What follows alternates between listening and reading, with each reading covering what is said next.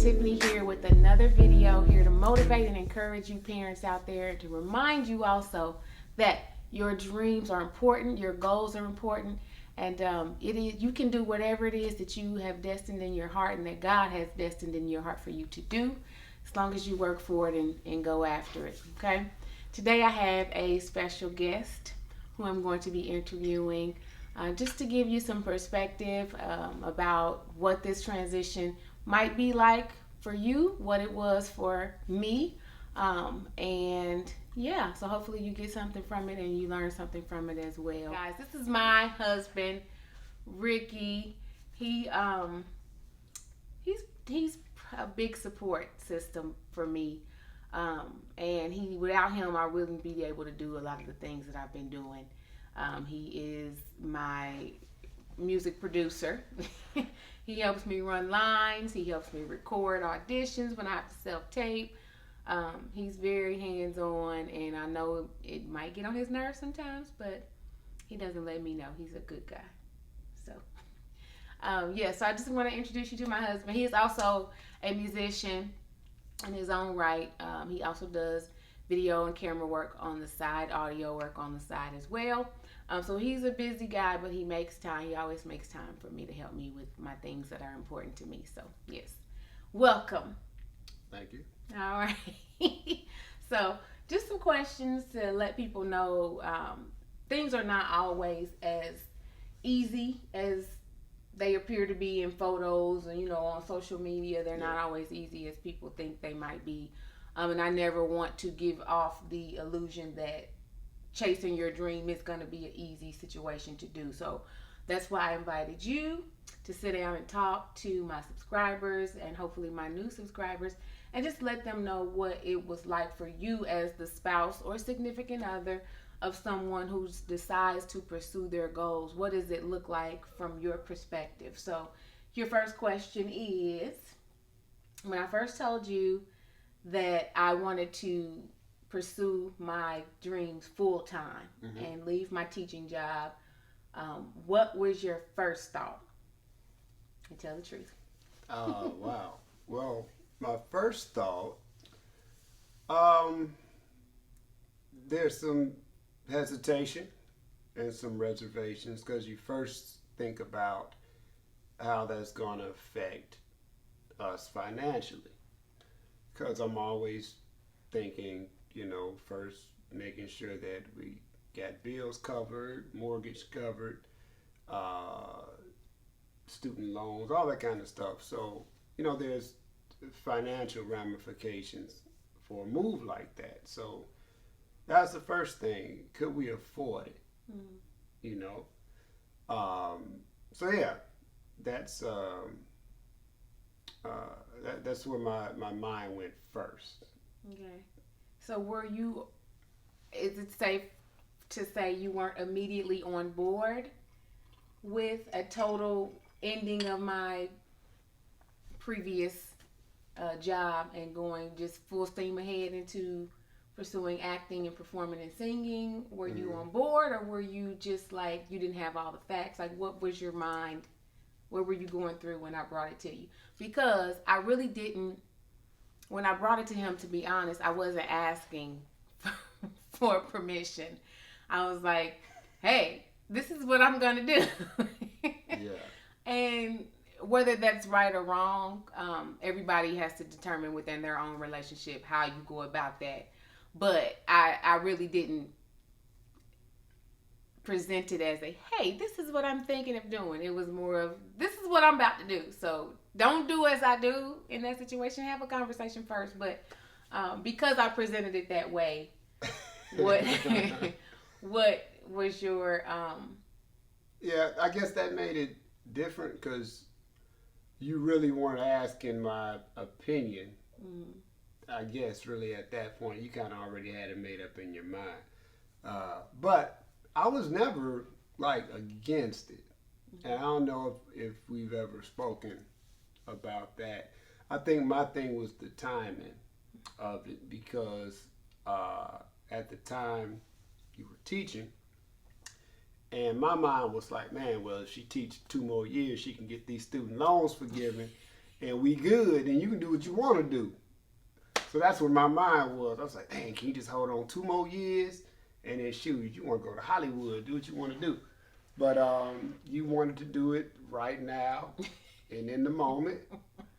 And it was a sacrifice, and it was a leap of faith. For sure.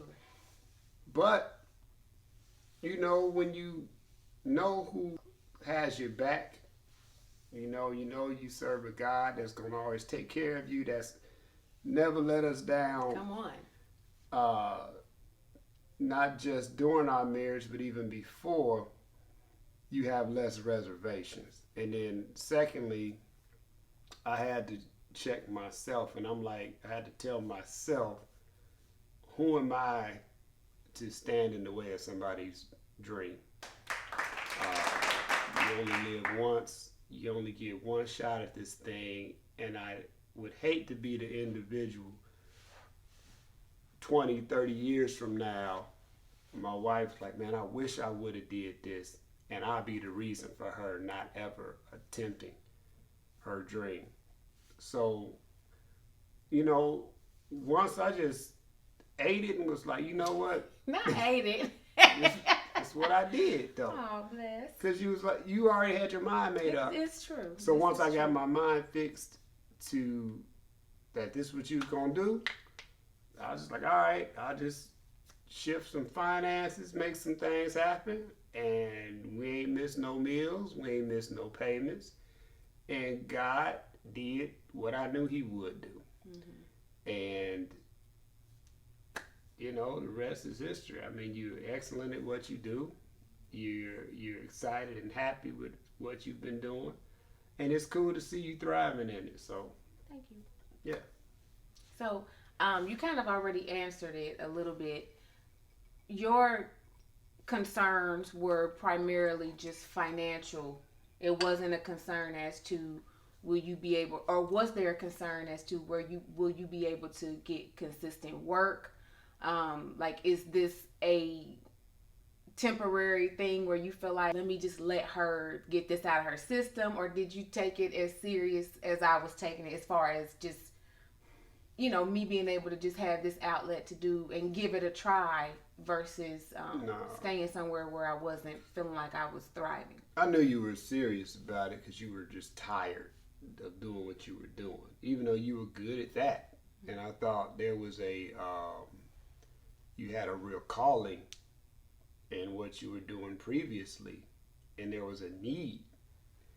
But you got to live your own life, and you gotta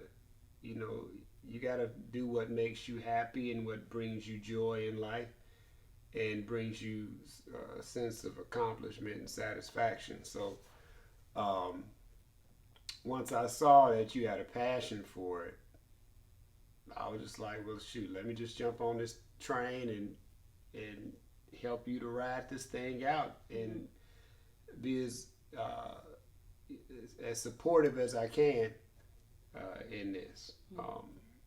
I can't really say I've had any fears.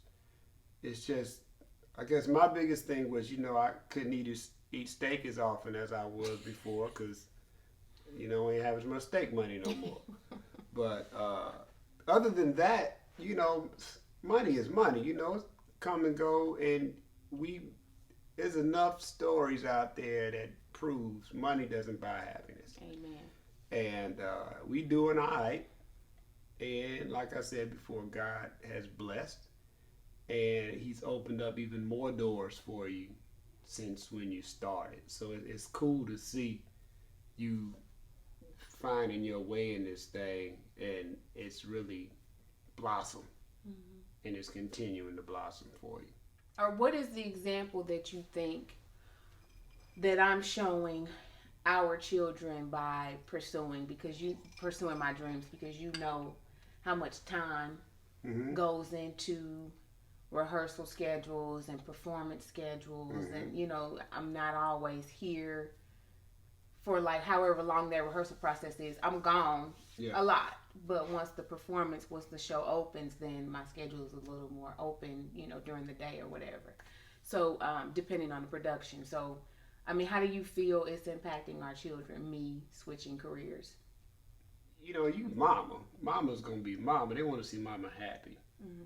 But then they have a sense of pride when they see you on stage, and I look at their faces. Mm-hmm. Specifically, like with the work with the symphony, because of the how grand of a production it is, and to see their mom on stage doing that, they always have like the biggest smiles. Even our son, who sometimes feel like he too cool for school, or really laid back, but to see him smile in those moments lets me know that you doing what you're supposed to be doing, and it just lets them know that it's okay to pursue your dreams. You get one shot at life. Mm-hmm. And I tell them all the time, it don't make sense doing something you ain't gonna be happy doing. Right. And it can change. Yeah, and it can change. We all switch gears and hit. I call it hitting the reset button in life several times. I've had 1,000 jobs in life, but when you find that something that you enjoy, pursue it, go after it, try it at least. Mm-hmm. Take that shot. What's the saying? You miss 100% of the shots you don't take, mm-hmm. but you at least got to take the shot to even have the chance of making it. So take that shot, and I think that's what you're showing them, that it's okay to have a leap of faith and take those shots in life and try stuff. Mm-hmm. Failing or succeeding, try. Right. And it's okay, because you never know what could come from it, and mm-hmm. you can end up being a success like yourself, and Amen. You're a success. Thanks, babe. I consider you're pursuing your dream. And you're successfully pursuing your dream. And it's cool for them to be able to see that in their household. So I dig it. Okay, thank you. Is there anything else you want to say, my darling? No. I'm just proud of you. Again, you're awesome at what you do. I always love seeing you perform. And you just got a natural gift for it. And it's cool to see you doing what it is you love to do and pursuing that. And there's a lot of people that go through life wishing they had, and it gets too late. Eventually, time runs out for all of us. So if I can tell anybody anything, if you got a dream or something that you've been wanting to try, just try it. There's no harm in trying. And if it works out, great. If it don't, at least you gave it a shot. Yeah. And pray on it. Ask God to lead you in whatever it is you decide to do. And if you trust that He's got your back, He gonna have it. That's right. And the only time it's too late, in my opinion, is when you 6 feet under. If you got breath in your body and you are physically able to do whatever it is that you want to do, you better try. You better try, because we got, what is that saying? We have more time behind us than in front of us. Ain't that what older people say? I don't know. Come with me. All right. Probably sound right. Okay, great. Sounds right. Well, thank you so much, babe. I appreciate your input. You're welcome. Mwah. So yeah, I hope you all enjoyed my husband's perspective. Y'all have a blessed week, and I'll see you in the next video. Remember, comment, like, subscribe, share, all those good things, okay? All right, next.